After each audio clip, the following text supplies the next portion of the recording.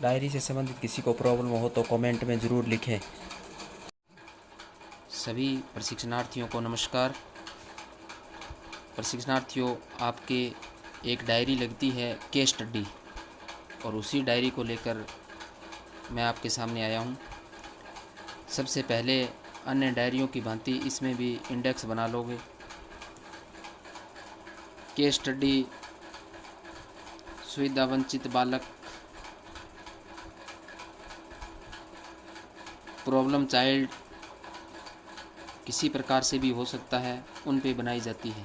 सबसे पहले उसका अर्थ स्पष्ट कर दोगे।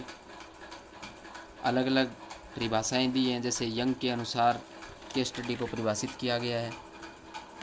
उसके बाद केस स्टडी क्या होता है उसको आप समझाओगे। अब किस पे बनाया जाता है? जिन विद्यार्थियों में असाधारण योग्यता हो, कक्षा में बुद्धिमान छात्र जिनका पूर्व में बौद्धिक शैक्षिक इतिहास उच्च रहा हो परंतु अचानक शिक्षा स्तर निम्न हो गया है, वे विद्यार्थी जो गंभीर व्यवहारिक समस्या प्रस्तुत कर रहे हों, जो कक्षा में विलंब से आते हों। इसके अलावा वे विद्यार्थी जो कक्षा में अधिक शर्मीले व डरपोक हों, वे विद्यार्थी जिनके परीक्षा परिणाम में निरंतर गिरावट आ रही हो, वे विद्यार्थी जो प्राय शैक्षिक गतिविधियों में निर्जीव ही रहते हों। यानी इस प्रकार के विद्यार्थियों पे अपने को केस स्टडी करनी होती है। तो इनमें से किसी भी एक विद्यार्थी का चुनाव कर उसका डाटा कलेक्शन करना होता है। सबसे डाटा जो कलेक्शन किया जाता है उसका प्रपत्र क्या रहेगा?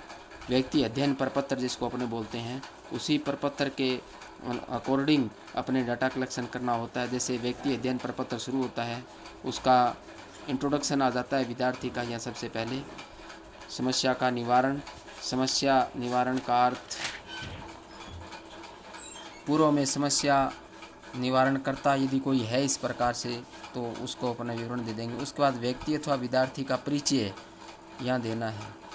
तो उस विद्यार्थी का जिस पे आप केस स्टडी कर रहे हो उसका पूरा यहाँ परिचय आ जाएगा। उसके बाद विद्यार्थी का प्रारंभिक विकास, उसके बारे में अपने को लिखना है। विद्यार्थी के बचपन की आदतें क्या क्या हैं उसके बारे में अपने को लिखना है। उसके बाद विद्यालय में विद्यार्थी की पृष्ठभूमि क्या रही, विद्यार्थी की अन्य शैक्षिक क्रियाओं का विवरण, यदि उन्हें अन्य शैक्षिक क्रियाओं में यदि उन्होंने भाग लिया है तो उसका भी अपने को यहाँ विवरण देना है।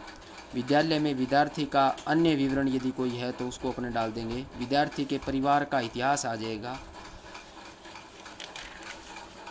उसके बाद परिवार के इतिहास को लिखने के बाद अपने आगे परिवार में सदस्यों का विवरण यहाँ डालना है। कितने उनके परिवार में कितने सदस्य हैं उनका संपूर्ण विवरण अपने यहाँ डाल देंगे।